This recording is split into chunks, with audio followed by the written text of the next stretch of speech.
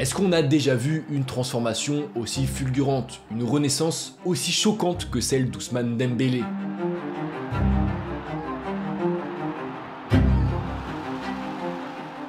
Talent pur, aux pieds magiques mais aux jambes de cristal, la fusée française a longtemps frustré par son inconstance, par son manque de professionnalisme, par ses frappes dans les nuages qui venaient gâcher des chevauchées fantastiques, par une trajectoire aussi sinueuse malgré la magie balle au pied. Sauf que depuis janvier, cette trajectoire a finalement enfin repris sa progression sous le maillot parisien et pourrait même mener cet été Dembélé jusqu'au Graal suprême, le Ballon d'Or. Bref, tu l'as compris, aujourd'hui je te raconte la folle histoire d'un joueur inclassable, un joueur qui a traversé les tempêtes pour enfin peut-être aujourd'hui avoir trouvé sa lumière au Parc des Princes. C'est parti générique.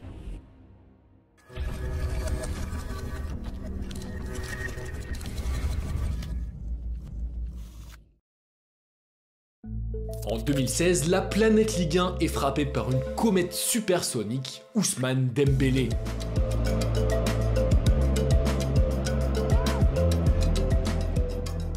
Chaussettes hautes, grand sourire et numéro 23 plaqué sur le maillot, le gamin de 18 ans, pour sa première saison sur les prés français, explose tout et fait lever chaque week-end les tribunes par ses dribbles électriques, le genre de dribbles qui nous font payer notre place au stade. Ouais, le talent est absolument phénoménal, l'explosion complètement soudaine, mais pourtant, pour ceux qui côtoyaient Ousmane depuis son plus jeune âge, eh bien le niveau affiché par le gamin n'a alors absolument rien de surprenant. Car on fait un petit bond en arrière dans le passé, direction Évreux au début des années 2000. C'est là que grandit Ousmane et ses 3 frères et sœurs dans le quartier populaire de la Madeleine, où très vite la vitesse et les dribbles épileptiques du garçon font de lui une petite légende locale. Tout le monde savait, voilà. Je veux dire, quand on voit un joueur comme ça saute tellement aux yeux, le talent était tout simplement extraordinaire. Déjà, on savait très bien que son itinéraire, il était déjà tracé. Qu'est-ce qu'il aurait fait s'il n'avait pas été pro, mais personne ne l'a imaginé. Ouais, tu l'as compris, le gamin est talentueux. Il est très talentueux, mais c'est pas tout. Au-delà de son talent, c'est aussi un passionné et un gros bosseur qui passe son temps à taper le cuir, que ça soit sur les terrains verts sous les couleurs de l'ALM Évreux, mais aussi le reste du temps au City Stade du coin, où d'ailleurs il affronte régulièrement un autre grand talent, un certain Dayot Upamecano. La technique, le crochet, comme on dit de Ousmane, le crochet, je pense qu'il vient des City Stade. Et voilà, je l'ai gardé jusqu'au jour d'aujourd'hui.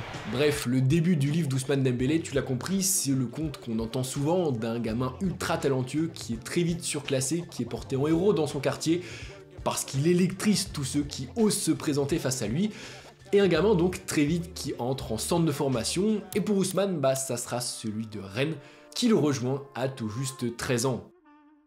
Et en Bretagne, comme à Évreux, l'artiste et ses qualités exubérantes n'a pas besoin d'adaptation, puisque très vite il s'impose comme l'un des plus grands espoirs du club.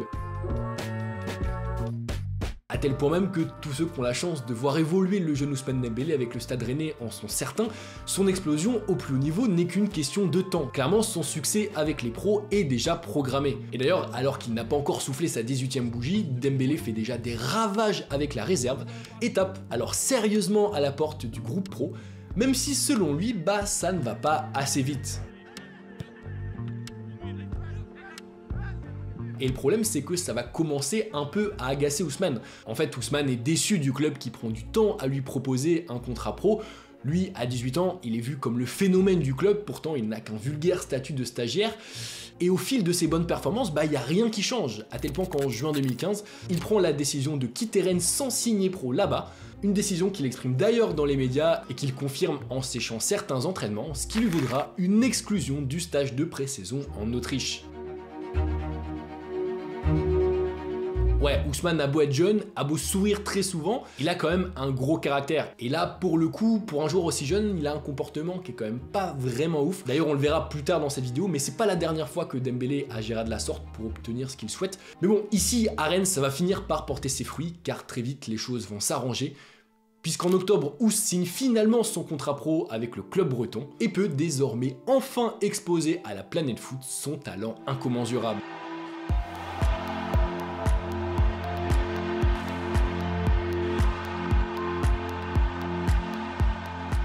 Car en quelques semaines seulement, le feu follet, qui n'a peur de rien, devient le nouveau tube du championnat de France. Il n'a besoin d'aucun temps d'adaptation, très vite il devient titulaire indiscutable, il passe ses week-ends à casser les reins des pères de famille qui l'affrontent et qui l'humilient, et ce toujours avec le sourire aux lèvres. En mars, il pose même un classique dans le derby face à Nantes, avec un triplé simple et efficace. Enfin bref, la Ligue 1 est vraiment touchée par cette nouvelle comète qui fait énormément parler. Mais vous êtes droitier ou gaucher? Gaucher. Sûr, parce que vous marquez aussi de droit. Ouais, je suis plus gaucher. Et les pénaltys, vous les tirez pas du droit? Si. Pourquoi? Parce que je tire mieux du droit. Et avec 12 buts et 5 passes décisives en seulement 26 apparitions, eh bien notre malade du dribble book son premier cru en pro avec le trophée de meilleur espoir du championnat et avec l'étiquette aussi d'un joueur déjà trop grand pour la Bretagne. Et c'est donc sans trop de surprise qu'en mai, malgré des offres du Barça et du Bayern notamment, Dembélé rejoint officiellement un cadre européen prêt à lui offrir du temps de jeu, le Borussia Dortmund. Le projet du Borussia Dortmund me plaisait. L'objectif c'est de bien me plaire dans cette équipe, de prendre beaucoup de temps de jeu et voilà, pourquoi pas m'affirmer. Et dans la roue, à la manière de ce qu'il avait fait un an plus tôt à Rennes chez les pros, la fusée Dembélé ne ralentit absolument pas pour faire les présentations. Ousmane Dembélé. Dembélé. Et débarque avec fracas sur les pelouses allemandes. Dembélé, voorbij Shaw. Dan is ruimte. Dembélé, heerlijk gedaan. Ho ho! Tout simplement insaisissable, Dembous fait plus que confirmer son potentiel sous le maillot borussen. En quelques semaines seulement, il conquiert son coach Thomas Tuchel, pour qui la fusée est, je cite, le plus grand talent qu'il n'ait jamais entraîné. Aux côtés d'Obama notamment, il croque les défenses de Bundesliga, découvre aussi le frisson de l'hymne national. Bref, il fait des ravages et glane d'ailleurs un nouveau titre de meilleur espoir de la saison. Une saison quelque peu assombrie quand même en avril par l'attentat subi par le bus de son équipe avant un match décisif de Ligue des Champions.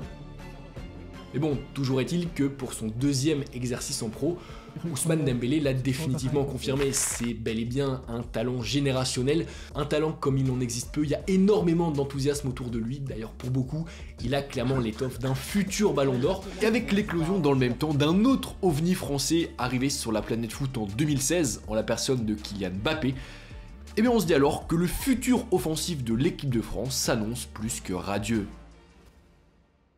Mais pourtant, alors qu'on s'attend à le voir encore un peu plus exploser la saison suivante avec Dortmund, eh bien l'été son destin bascule au même moment que celui d'un autre joueur frisson, Neymar. Il n'y a pas beaucoup de clubs en Europe qui sont capables d'aligner 222 millions d'euros pour Neymar et surtout pour payer ce salaire record que le PSG, il n'y a plus de surprise, va offrir à Neymar, à la star brésilienne. Ici c'est pareil. En août 2017, le ciel s'abat sur la Catalogne. Alors qu'il était censé prendre la suite de Messi, Neymar fait ses valises et s'envole pour Paris, laissant au Camp Nou un couloir vide et 222 millions d'euros pour le combler. Et très vite, face à ce départ, à Barcelone, il y a un nom qui va revenir dans toutes les bouches pour prendre la suite du Brésilien, celui d'Ousmane Dembélé. D'ailleurs, l'ailier ne s'est jamais caché de son attrait pour le Barça, et après avoir refusé un an plus tôt les avances des Blaugrana pour choisir le Borussia, un choix qu'il avait fait en se disant qu'il rejoindrait le Barça en 2018 après la Coupe du Monde, et bah le soliste français le sait, pour la deuxième fois de sa carrière, le train Barça s'offre à lui, et quelque part c'est un peu l'année ou jamais pour le prendre. Donc quand Dortmund refuse une première offre de 90 millions d'euros et demande 150 bars pour son joyau, bah ça va pas trop plaire à Dembélé, et donc lui va faire ce qu'il avait fait 2 ans plus tôt à Rennes, la grève. Et si son comportement est largement critiqué, largement décrié, au final ça va marcher, car après l'avoir suspendu, après l'avoir sanctionné d'une amende, Dortmund accepte finalement de laisser filer Dembous contre un chèque de 135 millions d'euros, un chèque qui fait de lui un joueur Blaugrana, et qui le place alors comme le deuxième transfert le plus cher de l'histoire.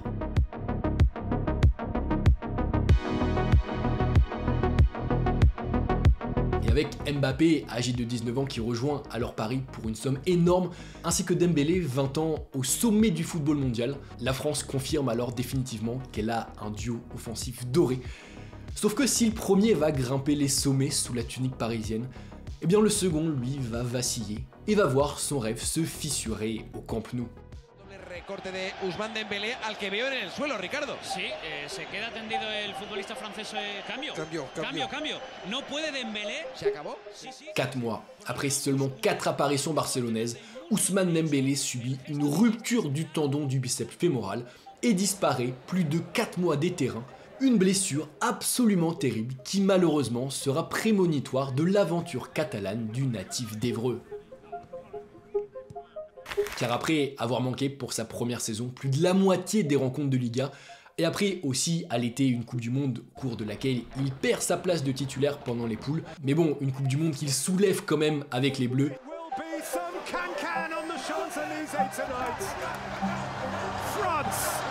Champions of the world.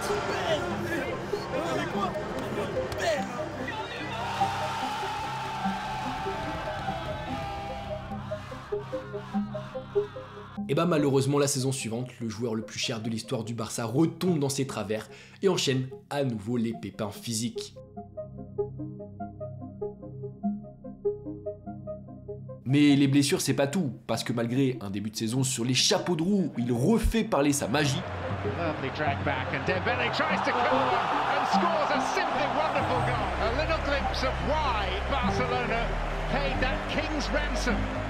Dembouz est donc ralenti par les soucis physiques, mais aussi et surtout par un comportement largement décrié en dehors du terrain.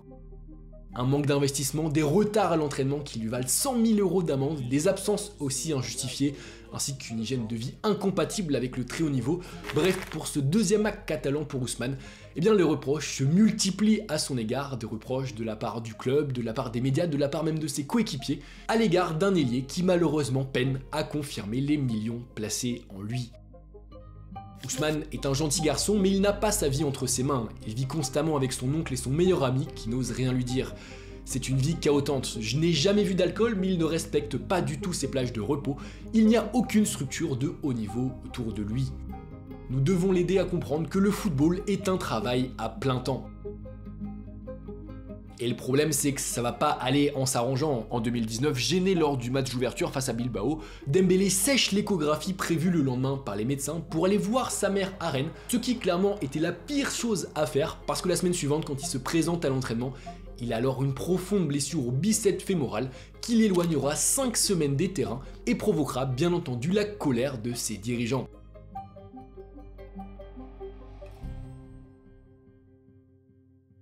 Bref, parfois blessé, parfois décisif, mais toujours insaisissable et imprévisible quand il joue, Ousmane connaît 3 premières saisons en dents de scie en Catalogne, mais aussi en équipe de France où il peine à satisfaire et à convaincre. Certes, sa capacité à déséquilibrer ses adversaires est intacte, elle est même toujours aussi impressionnante, tout comme sa propension à rire de tout et à donner le sourire. Tu préfères tirer du droit ou tirer du gauche? Tirer du droit. Ah c'est mieux, tu vois, tu calmes mieux. Parce que le pied gauche, on sait jamais. Ça peut aller là-bas, ça peut aller en lucarne. Hein. Je vais créer mon propre club, ma propre histoire. Et c'est en Angleterre, à Winchester. Trafico. J'aime pas quand on m'appelle le trafico. On m'appelle le businessman.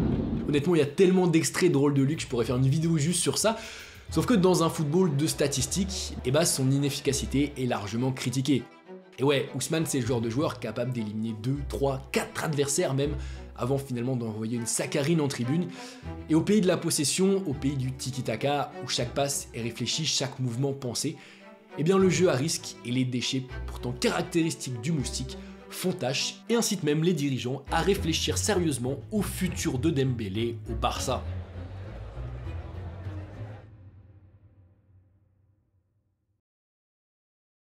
Mais pourtant, à l'été 2020, c'est un Ousmane Dembélé absolument transformé qui retrouve les pelouses espagnoles.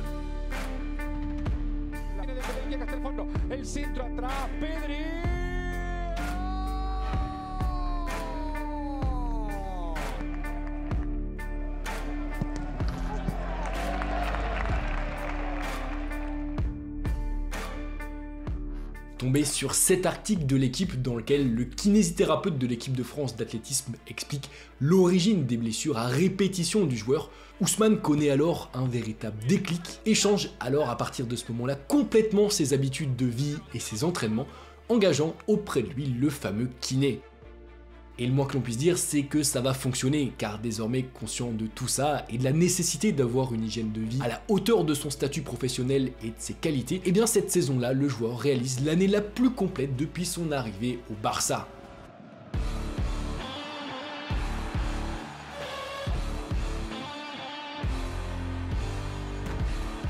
Avec 44 apparitions, toutes compétitions confondues, l'ailier supersonique semble enfin avoir trouvé son rythme de croisière et il parvient à enchaîner les matchs.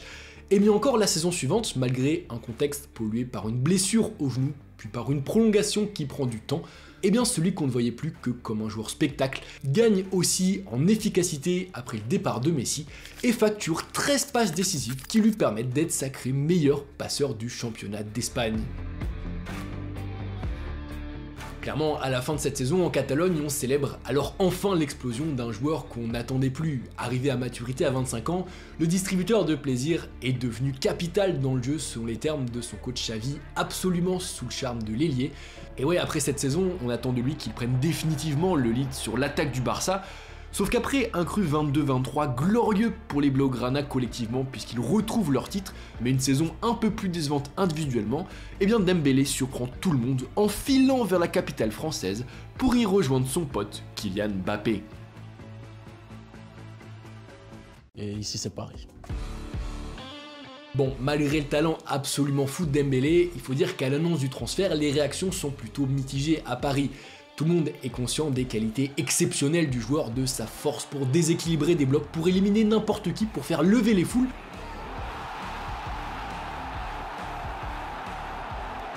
Sauf que tout le monde le sait aussi, Dembélé c'est également un joueur frustrant par son inconstance, par son manque d'efficacité, par ses blessures. Et d'ailleurs, ses premiers mois sous la Tour Eiffel vont justifier ses craintes. Certes, Dembélé ne se blesse plus grâce au travail de fond qu'il fait musculairement depuis alors bientôt 4 ans, sauf que incapable de combler statistiquement les départs de Neymar et Messi, Dembouz retombe dans ses travers face au but. Il agace le Parc des Princes. Pour ses 34 premières apparitions parisiennes, il ne fait trembler les filets qu'à une seule reprise, ce qui lui vaudra d'ailleurs les moqueries du Brésilien expatrié en Arabie Saoudite. Sauf que ça touche pas vraiment Ousmane, lui en interne il continue de bosser, d'être professionnel, de partager aussi au groupe sa bonhomie, et ça va finir par payer parce que cette saison, après le départ madrilène cet été de Mbappé, puis une brouille en octobre avec Enrique, une brouille qui s'avérera d'ailleurs salvatrice, et bien le Dragster, replacé en numéro 9, a enfin pris ses responsabilités et s'est imposé comme le leader offensif du PSG, comme un véritable tueur face aux cages, explosant tous ses records de buts et de passes D avec déjà 33 banderilles plantées pour un joueur qui, je le rappelle jusque-là, n'avait jamais marqué plus de 14 buts sur une saison. Bref, joueur à la fois fascinant, exaspérant, émerveillant tout au long de sa carrière, Dembélé semble aujourd'hui enfin être arrivé où il devait être, enfin avoir atteint le potentiel qu'on lui avait décelé, et à Paris, le créateur imprévisible dont le professionnalisme est désormais à hauteur de son talent n'est plus qu'à une petite marge du Graal collectif, n'est plus qu'à un titre d'atteindre le sommet de son art.